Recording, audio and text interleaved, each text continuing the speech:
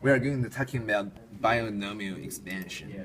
Binomial expansion is where we have two numbers. Slash. And let's take it for example, like a plus b, and now we put a power on it. And now we have like a plus b to the 0, and we know that anything to the 0 is 1. And now let's put it to the power of 1, and anything to the powers of 1 it's itself. But when we put it to the second power, it doesn't equal a squared plus b squared, and it actually equals a squared plus ab plus b squared, or a squared plus 2 times ab plus b squared. The formula has gotten complicated very fast, and when you get a plus b to the third, things get very pretty tricky, but still feasible. But what about when you get up to like a plus b to the fourth or a plus b to the 10th? I will show you binomial theorem to help you solving those incredibly tedious problems. And let's start with saying a plus b to the nth. It's what we will be solving. It's the formula to solve a plus b to the nth. Now we're going to be solving a plus b to the fourth, so the formula is going to be like, since we have the power for k will be 0, 1, 2, 3, and 4, so let's expand this. In the first one, since k equals 0, it's going to be like 4 choose 0 and times a to the fourth. For the second will equal 1, so it's going to be like 4 choose 1 times a to the third times b.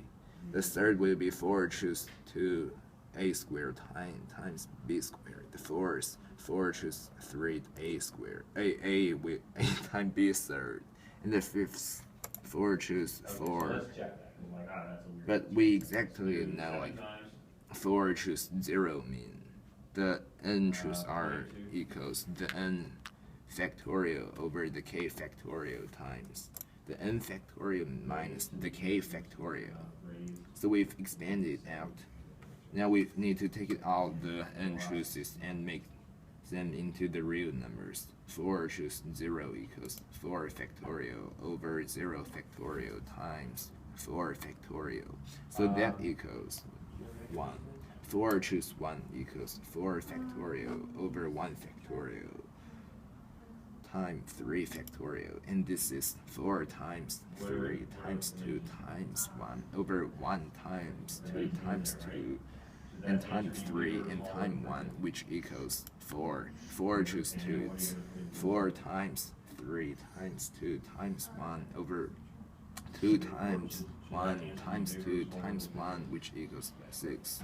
4 over 3, it's 4 times 3 times 2 times 1 over 3 times 2 times 1 times 1, which is the same as 4 to the 4 over 1, which equals 4 to the 4 is 4 times 3 times 2 times 1 over 4 times 3 times 2 times 1, which is the same as 4 choose 0, which is the n. That's the answer I got. And thanks for watching. So last time you used the binomial theorem to solve binomial expansion, but now I'm going to use the Pascal's triangle to solve the same thing. So we're going to be solving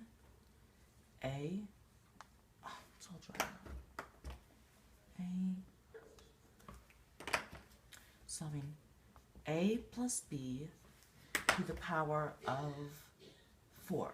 Now, in the binomial theorem, I think we got 1 a to the 4th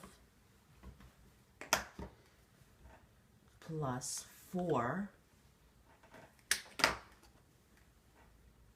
a to the 3rd b to the 1st plus 6 a to the second, b to the second, plus 4, a to the first, b to the third, plus 1, b to the fourth. So, what exactly is the Pascal's triangle? Well, basically, it's a triangular array of binomial coefficients. So, let's start making it. So, first we start out with 1, and there's one way to go, one way to get here, and one way to get here, but there's 2 ways to get here. 1, 2, so that 2 here, but there's still only one way to get here, and one way to get here. Now there's 3 ways to get here. 1, 2, 3, 1, 2, 3, and 1, 2, 3. Now, you can't like skip numbers and go up all fancy like. It's kind of like checkers. You can move forwards only. So this is also 3, and 1 right here. We have a 1 right here. So now we have, there's 4 ways to get here. Write a 4 here. There's 6 ways to get here. 4 ways to get here, and 1 way to get here and here. So we're just going to start with this amount. Now, let's see. Now you may notice that these numbers are very familiar because they're right down here. I'm going to start by naming the rows. So this is the 0th row, 1st, 2nd, 3rd, and 4th row. This is the 4th row. See this right here? It's the 4th row. So basically, if you see right here, there's the first one starts right here, a to the 4th, and goes down all the way to a to the 1st. There's an invisible a to the 0th right here, but we know that that's 1, and it doesn't really change it. So, and then from the same way, B also does the same thing. It starts at 4 and goes down to 1. So we can do the same thing up here, but there's nothing here because anything to the 0th is just 1. But there's an A right here, and there's also a B right here. And this is, so the answer is A plus B. Now right here, this is A squared, A, and then A to the 0th there, but remember it's still going to be 0. Let's just place that a little bit. There's an B squared, a B, and then a B to the 0th. So, now if you notice, these numbers are symmetrical, so that means if you just fold it over, it'll be the same.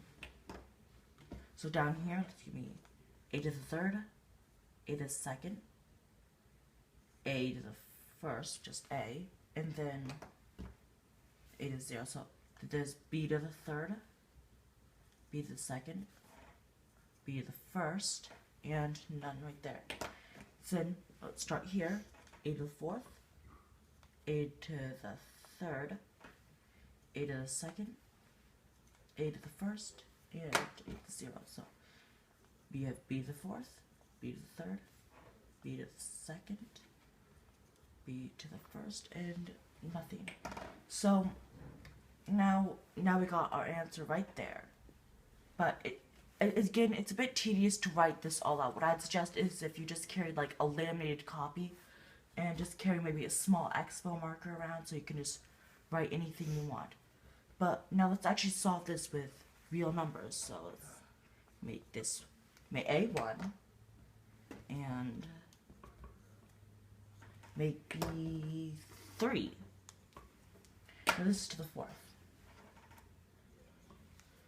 So let's solve this. A to the 4th is, or 1 to the 4th is still 1. So I'm going to write this all in black.